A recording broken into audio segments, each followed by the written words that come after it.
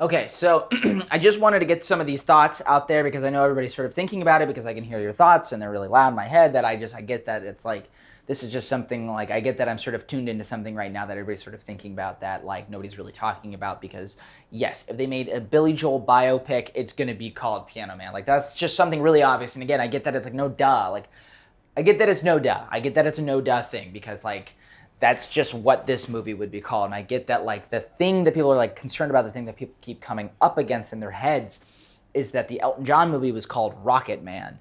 And I really, guys, I don't think it's that big of a deal. I really don't think it's anything that we have to sort of be that concerned about.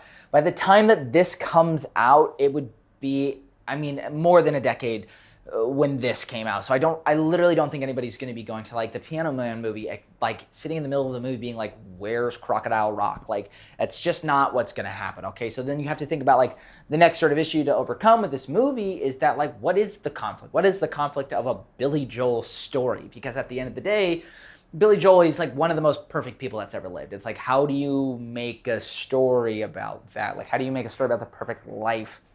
Because at the end of the day, he's one of the best persons. And so after a quick Wikipedia search, just sort of like kind of just comb through, find something like, because the story is gonna have to be sort of told.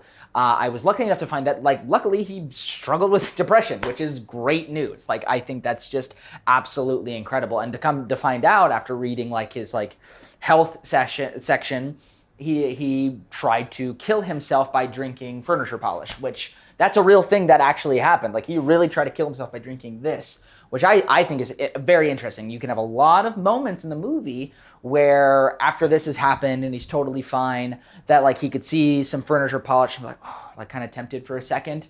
And then like, no, he's not. And it's like, okay, great. He's still like just the greatest guy that's ever lived. He's overcome his demons. And he's quoted saying, I drank furniture polish. It looked tastier than bleach. Which again, I just agree with him. Like, duh. Like, again, this looks literally so much tastier. Like, that just makes sense. This looks like a big bottle of piss, and who wants to drink bleach, you know?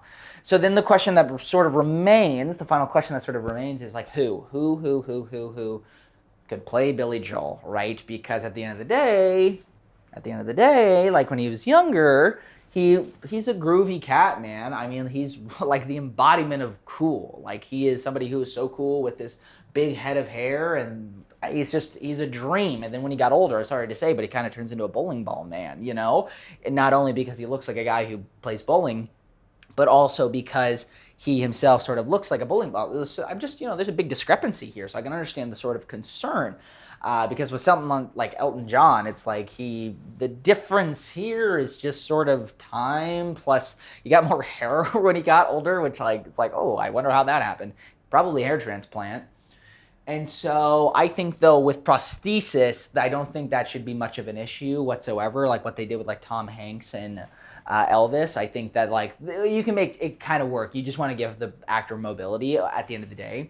And so really the question remains like, who's going to play him? Because they have to be literally, I mean, probably they have to be one of the biggest Billy Joel fans in the world, one of the coolest people in the world. I mean, he is like, when you think of Billy Joel, you think of like, yeah, the coolest guy, like just the cool guy, like he's in the upper echelon of cool guys, like the Fonz and like Ricky Martin, and like he's just literally, but he's like the king of them. He's like above all those. So it's like, who's gonna play him? And really, it should be a Billy Joel fan. Like, I mean, it should literally be somebody who's like a Billy Joel fan since they were like really little, and it should just be somebody who's like really just gonna like just cherish like what the role is. Because okay, I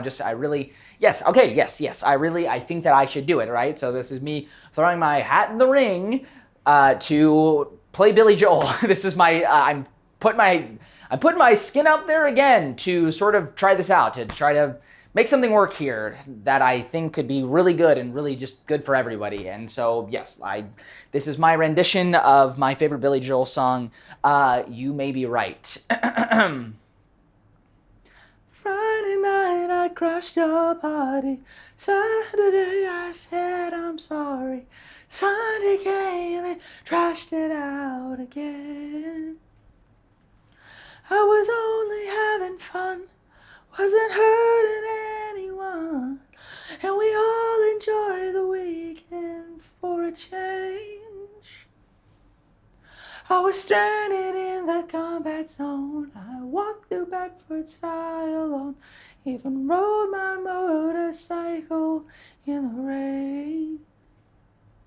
And you told me not to drive, and I made it home alive. But you said that only proves that I'm insane.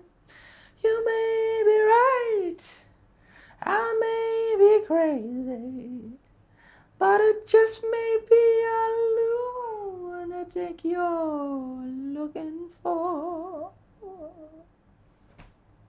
Thank you.